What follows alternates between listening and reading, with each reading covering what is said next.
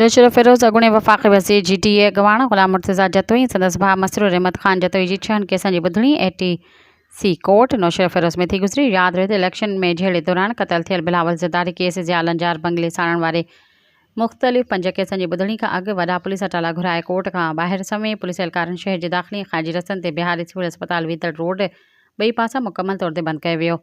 Curfew वारो माहौल पैदा कयो वियो। एम्बुलेंस खे बि न छॾियो वियो। ATC जे जज पारां बिलावल ज़रदारी केस में मुर्तज़ा जतोई ते फ़र्द जुर्म लागू कयो।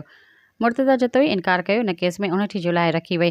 बाक़ी केसनि जी ॿुधणी करे तारीख़ न ॾिनी वई। इहो चई ग़ुलाम मुर्तज़ा जतोई ऐं मसरूर खे कोर्ट इजाज़त ॾिनी त तव्हां वञो, असां तव्हांजे वकीलनि खे तारीख़ ॾींदासीं। वकील गुलज़ार आलमाणी मीडिया सां ॻाल्हाईंदे चयो त जतोई हिकु केस में बि सचो न आहे। जतोई ते हिकु केस बि सचो न आहे। सिर्फ़ु सियासी इंतकाम वठण लाइ कूड़ा केस पुलिस जी मार्फत दाख़िल करे एशिया जे शरीफ़ सियासतदाननि खे परेशान करे रहिया आहिनि।